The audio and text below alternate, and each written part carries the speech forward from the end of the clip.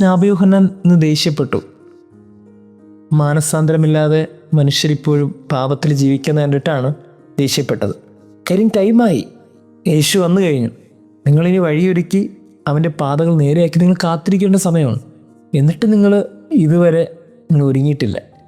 അതിനെ ഓർത്ത് സ്നാപയോഹന്നാൻ ദേഷ്യപ്പെട്ടു, ഒത്തിരി ദേഷ്യപ്പെട്ടു.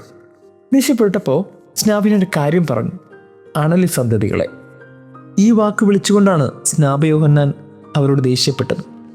ഈ ദേഷ്യപ്പെടുമ്പോൾ നമ്മളും സാധാരണഗതിയിൽ ചില വാക്കുകളൊക്കെ ഉപയോഗിക്കാറുണ്ടല്ലോ. പക്ഷേ ഈ അണലി സന്തതികളെ എന്ന് എനിക്കൊന്ന് ചരിത്രത്തിൽ ഒരാൾ മാത്രമേ വിളിച്ച് ദേഷ്യപ്പെട്ട് കാണത്തുള്ളൂ, അത് സ്നാപയോഹന്നാനാണ്. എന്തുകൊണ്ടാണ് അണലി സന്തതികളെ എന്ന് വിളിച്ച് സ്നാപയോഹന്നാൻ ദേഷ്യപ്പെട്ടത്? കാര്യം, അണലിക്കൊരു പ്രത്യേകതയുണ്ട്. മറ്റ് പാമ്പുകളെ പോലെ അല്ല അണലി. അണലിയുടെ ഒരു പ്രത്യേകത, നിങ്ങളുടെ വീട്ടുമുറ്റത്ത് അണലിയെ കണ്ടെന്നിരിക്കട്ടെ. നിങ്ങൾ കണ്ടിട്ട് നിങ്ങൾ പെട്ടെന്ന് പാനിക്കാവേണ്ട ആവശ്യമൊന്നുമില്ല. ഓടിപ്പോയി കമ്പൊക്കെ എടുത്തുകൊണ്ട് നാളെ കൂട്ടി അതിനെ ഇമ്മീഡിയറ്റ് ആയിട്ട് കൊല്ലേണ്ട ആവശ്യമൊന്നുമില്ല. നിങ്ങളുടെ വീട്ടിനകത്ത് പോയി നിങ്ങളുടെ ജോലിക്ക് കഴിഞ്ഞ് ഒരു അരമണിക്കൂർ കഴിഞ്ഞ് തിരിച്ചു വന്നാലും അണലി അവിടെ തന്നെ കാണും.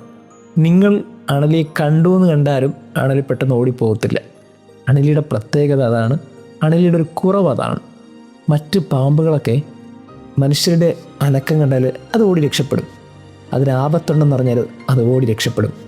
എന്നാൽ അണലി അങ്ങനെയല്ല. അണലിക്ക് അറിയില്ല, അണലിക്ക് ബോധമില്ല. അണലി തൻ്റെ ശത്രുക്കൾ ചുറ്റും വളഞ്ഞു നിന്നെന്ന് പറഞ്ഞാലും അണലി അവിടെ തന്നെ കിടക്കും. വിഷമൊക്കെ ഉണ്ട്, കാര്യമില്ലല്ലോ. കാര്യം, ഓടി രക്ഷപ്പെടാൻ അറിയില്ല. അതാണെന്ന് സ്നാപയോഹന്നാൻ പറഞ്ഞത്. നിങ്ങൾ അണലി സന്തതികളാണ്. നിങ്ങൾക്ക് ബുദ്ധിയില്ല. നിങ്ങൾക്കൊരു പ്രശ്നം ഉണ്ടാകുമ്പോൾ ഓടി വിളിക്കണമെന്ന് അറിയില്ല.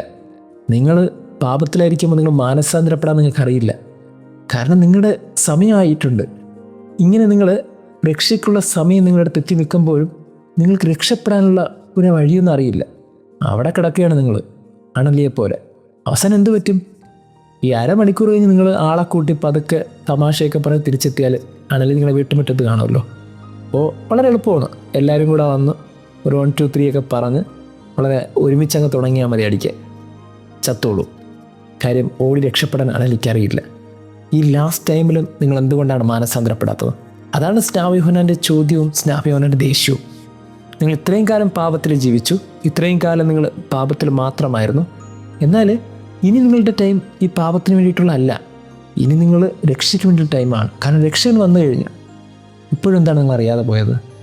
അതിനാണ് സ്നാപയോഹന്നാൻ പറഞ്ഞത്, മാനസാന്തരത്തിന് യോജിച്ച ഫലങ്ങൾ നിങ്ങൾ പുറപ്പെടുവിക്കുക. ഈ ആഗമനകാലത്ത് ഓരോരുത്തരും ചിന്തിക്കേണ്ട കാര്യം ഇതാണ്: നമ്മൾ മാനസാന്തരത്തിന് വേണ്ടിയുള്ള ചില കാര്യങ്ങളൊക്കെ ചെയ്തു തുടങ്ങണം. ഈ പുണ്യങ്ങൾ കൊണ്ട് ഈ ആഗമനകാലം നന്മയുള്ളതാക്കി തീർക്കണം. വിശുദ്ധി കൊണ്ട് നമ്മുടെ ഈ ആഗമനകാലം പരിശുദ്ധിയുള്ളതാക്കി തീർക്കണം. അങ്ങനെ ഓരോ നാളും ഈ മാനസാന്തരത്തിൻ്റെ ഒരു പാഠം കൊണ്ട് പുൽത്തൊട്ടിയിൽ ഉണ്ണീശിലേക്ക് അടുത്തെത്തണമെന്നാണ് സ്നാപയോഹന്നാൻ്റെ ഓർമ്മപ്പെടുത്തൽ. ഓരോ മനുഷ്യരും അവരവരിൽ തന്നെ കണ്ടെത്തേണ്ട മാനസാന്തരത്തിൻ്റെ വഴികളാണ് രക്ഷയ്ക്ക് കാരണമായി തീരുന്നത്. അങ്ങനെയാണെങ്കിൽ സ്നാപയോഹന്നാൻ ഏറ്റവും പ്രധാനമായിട്ട് ഓർമ്മിപ്പിക്കുന്ന കാര്യം ഇതാണ്: നിങ്ങളുടെ അടുത്തേക്ക് നിങ്ങളുടെ രക്ഷകൻ വരുമ്പോൾ നിങ്ങൾ ചെയ്യേണ്ട 2 കാര്യം. ഒന്ന്, വഴിയൊരുക്കണം, അവൻ്റെ പാതകൾ നേരെയാക്കണം. പൊങ്ങിയും താന്നും ഇടവഴിയിലൂടെയൊക്കെ കിടക്കുന്ന നിങ്ങളുടെ ജീവിതത്തെ കുറച്ചും കൂടി മെച്ചമുള്ളതാക്കി തീർക്കണം. മണ്ണിട്ട് നികത്തേണ്ടത് നികത്തണം. ഏറ്റക്കുറച്ചിലുകളൊന്നും കൊണ്ട് നിങ്ങൾക്ക് ദൈവത്തിലേക്ക് എത്താനൊന്നും കഴിയില്ല. നിങ്ങളുടെ ജീവിതത്തിലെ പുണ്യങ്ങൾ കൊണ്ടും നന്മകൾ കൊണ്ടുമാണ് നിങ്ങൾ ജീവിതത്തിലെത്തേണ്ടത്. കുറവുകൾ പറഞ്ഞ് കർത്താവിൻ്റെ പിന്നാലെ പോവുക എന്നുള്ളതല്ല ശിഷ്യത്വം. കുറവുകൾ ഉണ്ടായിരുന്നത് ജീവിതത്തെ നിറവുകളാക്കി അവൻ്റെ പിന്നാലെ പോകുന്നതാണ് ശിഷ്യത്വം. അങ്ങനെയാണെങ്കിൽ ഓരോ ശിഷ്യന്മാരും ചെയ്യേണ്ട കാര്യം ഇതാണ്: നിങ്ങളുടെ പാതകൾ കാട് പിടിച്ചിട്ടുണ്ടെങ്കിൽ, നിങ്ങളുടെ വഴികൾ അവനിലേക്ക് എത്തിപ്പെടാത്ത വിധം വഴിയടഞ്ഞു പോയിട്ടുണ്ടെങ്കിൽ അതൊക്കെ നിങ്ങൾ നേരെയാക്കുക. എന്തൊക്കെയാണോ തടസ്സമായിട്ടുള്ളത് അതെല്ലാം മാറ്റിവെക്കുക. എന്നിട്ട് അവൻ്റെ പിന്നാലെ വാ, അവനിലേക്ക് എത്തിച്ചേരുക. അതാണ് ഈ ആഗമനകാലത്തിന് ക്ഷണം. ദൈവം നമ്മെ അനുഗ്രഹിക്കട്ടെ.